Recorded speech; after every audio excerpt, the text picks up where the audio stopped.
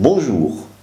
Nous avons évoqué dans le précédent épisode la naissance de l'univers dans le Coran et nous avons pu voir comment le livre révélé avait parlé de la naissance de l'univers. Il aura suffi de quelques mots pour qu'il décrive cette naissance comme elle avait été élaborée par la théorie du Big Bang. Et c'est toujours la théorie qui prévaut pratiquement dans le monde scientifique. Cette théorie avait été étalée sur des milliers de pages depuis le XXe siècle par des générations d'astrophysiciens. Je reste étonné de la façon avec laquelle le Coran l'évoque. Comme nous l'avons vu, il avait décrit l'univers avant le Big Bang comme un état ultra dense que le Créateur avait fait éclater. Ceux-ci ont seulement inversé une simple phrase dans un livre qui en contient des milliers. Je crois que c'est là la particularité subtile du Coran qui a un style unique de paraphraser. En quelques mots, des scènes entières dignes d'excellents scénarios sont exposées devant nous. J'en reste incrédule devant le déploiement de tant de génie. Et ce n'est pas ce verset seulement qui dénote de cette délicatesse et de cette esthétique qui est l'apanage du Coran. Je ne vous dis pas cela pour vous inciter à croire à l'islam ou que le Coran soit un livre divin. Cela vous concerne en premier lieu. Mais il est indéniable que son style particulier reste en dehors de la portée humaine, qu'on le veuille ou non. D'ailleurs, beaucoup d'hommes ont essayé d'imiter le style coranique sans jamais y parvenir. Donc, après avoir vu comment le Coran décrit le début de l'univers, et sur le même sujet, les physiciens se sont intéressés à l'évolution de l'univers et ont émis plusieurs théories concernant sa fin ou comment va mourir notre cosmos. Parmi ces théories, certaines sont basées sur des observations, d'autres sur des prédictions imaginées par de grands savants. Et ces savants sont divisés pour le moment au sujet de ces théories de la fin de l'univers. Certains disent qu'il finira par s'étendre à l'infini et qu'il mourra dans un froid glacial et dans le noir, car en s'étendant, il va consommer toute son énergie. Toutes ces étoiles mourront par manque de nouvelles matières, entraînant la mort des galaxies. D'autres disent, dans une autre théorie, qu'il finira comme un feu d'artifice à cause de certaines étoiles inconnues jusqu'à aujourd'hui et appelées les naines noires. En cherchant sur le sujet, je suis resté étonné par le nombre de prédictions qui ne cessent d'augmenter d'année en année. Je vous laisse les découvrir en cherchant vous-même, car je ne pourrai jamais les énumérer en détail ici. D'autres recherches suggèrent que l'univers va s'arrêter de s'étendre, puis commencera à se contracter de plus en plus, jusqu'à ce qu'il s'effondre sur lui-même. Il va atteindre une fois encore les mêmes températures et densités extrêmes que lorsqu'il est né et finira par ne plus être, et le fameux rien reprendra son dû. C'est ce qui est appelé le Big Crunch en contradiction au Big Bang. Récemment, des chercheurs ont émis l'hypothèse que lors de ce Big Crunch, ou cet effondrement géant, l'univers renaîtra comme la première fois dans un nouveau Big Bang. Et ainsi, le cycle ne s'arrêtera jamais. Naissance, expansion, rétraction, mort et renaissance. Ceci parmi les très récentes théories émises par les cosmologistes. Et chacune des factions parmi eux tient à sa propre conviction selon leurs calculs. Et vous alors, quelle est votre opinion parmi toutes ces théories de la fin de l'univers? Moi, j'ai acquis la mienne et je sais qu'elle est la plus juste car elle ne contredit pas mes convictions ni scientifiques ni religieuses. Mais avant de vous présenter cette concordance coranique avec l'une des théories récentes, je vous demande de vous abonner à la chaîne et de liker les vidéos s'il vous plaît. Donc le Coran a évoqué aussi la fin de l'univers tout autant que son apparition comme nous venons de le voir. Et comme il a décrit la naissance du cosmos, il a décrit aussi sa fin. Et je vais vous exposer ceci à travers les versets qu'il évoque. Le verset qui en parle se trouve lui aussi dans la sourate 21 appelée les prophètes, Al-Anbiya au verset 104. Dans la traduction de Hamidullah, il dit « Le jour où nous plierons le ciel comme on plie le rouleau des livres, tout comme nous avons commencé la première création, ainsi nous la répéterons. c'est une promesse qui nous incombe et nous l'accomplirons. Dans la traduction de Kazimierski, il traduit par ceci. Ce jour-là, nous plierons les deux, de même que l'ange sigille plie les feuillets écrits.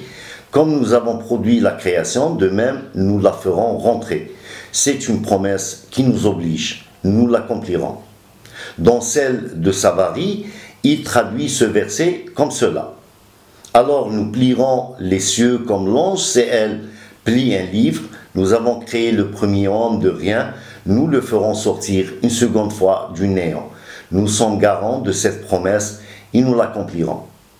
De toutes ces traductions, celle de Hamidullah reste la plus proche de l'original en arabe. Et je dis bien la plus proche et non la plus précise. Car, comme nous l'avons vu avant, le Coran a un style unique et inimitable. Donc, dans la traduction, ils utilisent le mot plier ou plus précisément plieront.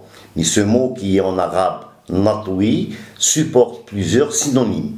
Et là, dans ces traductions, je ne suis pas sûr qu'il soit vraiment fort. Et le lecteur pourra le dépasser sans vraiment lui porter un grand intérêt. Mais dans les dictionnaires arabes, nous retrouvons ce mot avec des synonymes beaucoup plus forts, tels que fermé, compressé, par exemple. Il donne un exemple démonstratif, celui de quelqu'un qui porte dans les profondeurs de son cœur de la haine. Elle est tellement compressée dans son cœur que personne ne peut le savoir ni y avoir accès. Ils évoquent aussi la perte totale de la mémoire pour un fait ou un souvenir qu'on ne peut plus jamais se remémorer. De toute façon, toutes ces traductions reviennent à la même chose. Le verset est très clair lorsqu'il s'agit de la façon dont finira l'univers, ou comme le désigne le Coran, par les cieux. Il dit qu'il se repliera de nouveau sur lui-même, telle une feuille qu'on replie, et qu'il reviendra à son état initial, comme il a été produit la première fois. Et cela est une promesse du Créateur, celui qui a décidé que son univers soit exactement de cette manière. Alors comment ceux qui disent que Mohammed avait écrit ou inventé lui-même le Coran? Comment explique-t-il qu'il ait pu connaître ces faits hautement improbables à son époque? Comment avait-il pu savoir que l'univers était né d'une masse hyper dense, qu'il est en expansion, et là aussi nous allons y revenir, et qu'il finira par se replier sur lui-même des milliards d'années plus tard? Ceci très longtemps avant les savants contemporains qui ont fini par découvrir ces théories, dont l'une au moins est observable et quantifiable, qui est le Big Bang. À l'époque du prophète, personne au monde ne pouvait croire que l'univers était né dans un formidable Big Bang. Et dans toutes les religions ou les cultures de l'époque, la croyance dominante est que l'univers était statique et immuable, et était une création divine. Et même si dans certaines des cultures les plus anciennes, il est évoqué que le monde fut créé par un ou plusieurs dieux, la conviction est qu'il n'a pas démarré d'un point dense et ultra petit comme l'explique le Coran. Il croyait plutôt qu'il a été créé tel qu'il est et qu'il le voyait et qu'il avait été façonné en une seule fois avec tout ce qu'il contient comme hommes et animaux et tout le reste. Seul le Coran renvoie à la théorie du Big Bang et ainsi pour la prédiction de sa fin. J'ai tant cherché pour retrouver quelques éléments d'information qui prédisent que la fin de l'univers serait qu'il se replierait sur lui-même lorsqu'il aura terminé sa mission. Là aussi, seul le Coran avait décrit la théorie du Big Crunch. Voyez-vous comment le Coran envoie des signaux assez clairs en expliquant la façon dont l'univers a été créé, la prédiction sur la façon dont il finira. Il est vrai que ce ne sont pas des équations mathématiques ou physiques, mais lorsqu'on est parvenu à ces équations dont sont issues des théories pointues, les simples mots éparpillés dans une sourate retrouvent tout leur sens et un esprit ouvert, perméable et clair ne pourra nier leur évidence. D'ailleurs, ce qui m'a encore frappé dans ces versets, c'est l'endroit où il se trouve dans le Coran. Comme nous le savons, le Coran est composé de 114 sourates et des milliers de versets. Les deux versets qui évoquent le début et la fin de l'univers se retrouvent dans la même sourate, mais à des endroits différents. Le premier, qui concerne le commencement, se trouve au verset 31, alors que celui qui parle de la fin se retrouve au verset 104. Quelle est l'énigme qui est derrière cela? J'avoue que pour l'instant, je ne sais pas. Mais dans cette même sourate, nous nous retrouvons devant quelques éléments qui suggèrent que ces versets n'ont pas été placés là par hasard. Je ne suis pas un érudit dans les sciences religieuses ou coraniques, mais une grande partie du Coran reste accessible à ceux qui connaissent bien la langue arabe. Par la suite, il y a les tafasirs, qui sont les interprétations des shuyukh et savants théologiens, auxquels on peut s'y référer pour que nous comprenions le Coran. Donc, dans la même sourate et entre les deux versets qui se situent loin l'un de l'autre, nous retrouvons deux versets et j'ai l'impression qu'ils font allusion au futur. Ils suggèrent que les hommes vont découvrir des choses ultérieurement et qui concorderaient aux révélations faites au 7e siècle. Je vous expose les versets et à vous de voir. Hamidullah dit: quand les mécréants te voient, ils ne te prennent qu'en dérision, disant quoi? Est-ce là celui qui médit de vos divinités? Il n'est tout rappel du tout miséricordieux. L'homme a été créé prompt dans sa nature. Je vous montrerai mes signes, la réalisation de mes menaces. Ne me hâtez donc pas. Kazimierski dit: lorsque les infidèles te voient, ils te prennent pour l'objet de leur raillerie. Est-ce cet homme, disent-ils, qui parle de nos dieux avec mépris? Et cependant, eux ne croient point aux avertissements du miséricordieux.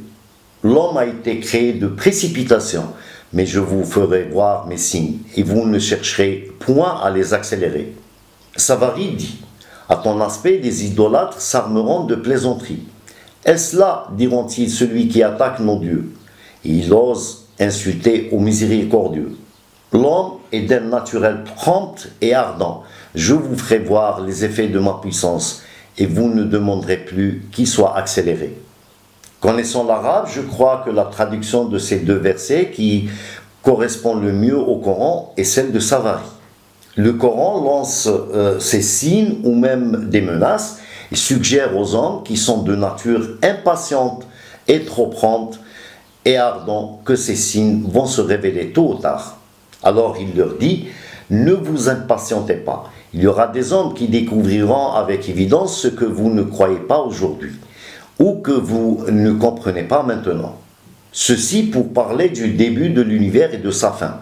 Mais entre ces deux extrémités, il y a beaucoup d'autres phénomènes qui se sont produits ou sont en train de se produire. Par exemple, comment était l'état premier de l'univers, ou encore l'inflation ou l'expansion. Mais est-il possible que le Coran ait pu évoquer ces éventualités? C'est ce que nous allons découvrir dans le prochain épisode. Alors, restez avec nous et vous allez être étonnés. Nous nous contenterons cette fois de cette recherche, mais cet épisode n'est pas encore terminé. Dans ces suites, nous parlerons de ce que dit le Coran à propos de la théorie du multivers ou les univers multiples. Nous évoquerons aussi l'expansion du cosmos, et là aussi, je vous étonnerai en disant que le Coran l'avait aussi évoqué. Merci pour votre attention et au prochain épisode. Au revoir.